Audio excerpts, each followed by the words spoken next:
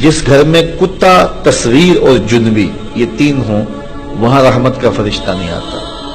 کتا ہو، کسی کو غسل کی حاجت ہو اور اس کے باوجود وہ غسل نہ کرے، جنبی، اور تیسرا جو ہے وہ تصویر، جہاں یہ ہوں میرے حضور نے فرمایا وہاں رحمت کا فرشتہ نہیں آتا۔ تو بعض گھروں کے اندر قد آدم کے برابر تصویریں لگی ہوئی ہوتی ہیں تو ظاہر رحمت کا فرشتہ تو وہاں نہیں آئے گا۔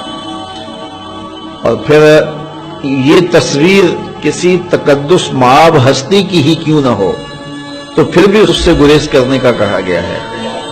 اور آج ہمارے گھروں کے اندر سکرین کے اوپر جو تصویریں چل رہی ہوتی ہیں اور جو مختلف چینلز کے اوپر چل رہا ہوتا ہے تو پھر ہم کہتے ہیں کہ پتہ نہیں برکت کہاں اڑ گئی، میاں رحمت کے فرشتے تمہارے گھر میں کبھی آئے نہیں تو پھر برکت کہاں سے آئے گی؟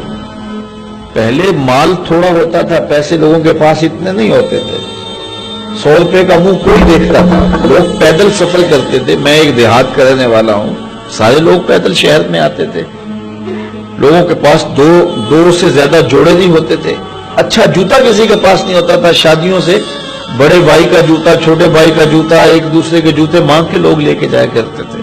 سکول کے بچوں کے پاس بہت ساری مائیں تو کچھ کھانے کے لیے دے دیتی تھی کہ یہ دوپہر کو کھا لینا، اور خرچی بھی بڑی معمولی سے ملتی تھی۔ اور آج ہر بچہ 200-300 روپے کا بیلنس روز جو ہے وہ موبائل پہ خرچ کرتا ہے، موٹر سائیکل کا جو ہے وہ تیل الگ خرچ کرتا ہے، اور جو اس کی جیبیں بھری ہوئی ہوتی ہیں، اور اتنا کچھ ہونے کے باوجود برکت نہیں ہے۔ برکت جو ہے وہ پیسوں سے نہیں آتی، جب رحمت کے فرشتے آتے ہیں برکتیں لے کے آتے ہیں۔ اور ہمارے گھروں کے اندر جو قادآور سکرینیں لگی ہوئی ہیں اس سے برکت اڑ گئی ہوئی ہے، اور اس پہ پھر کیا کیا دیکھا جا رہا ہے اور کیا کیا دکھایا جا رہا ہے، تو پورے ملک سے برکت اڑ گئی ہوئی ہے۔ پیسے کی فراوانی کے باوجود برکت باقی نہیں رہی ہے۔ کثرت کچھ چیز نہیں ہے، برکت کچھ چیز ہے۔ تو اللہ سے کثرت کی بجائے برکت مانگو۔ جب برکت مانگو گے تو تھوڑے میں بھی اللہ تمہیں وہ سکون اور طمانینت قلب عطا کر دے گا جو زیادہ والوں کو بھی نصیب نہیں ہوتا۔ تو اصل مقصود تو طمانینت ہے۔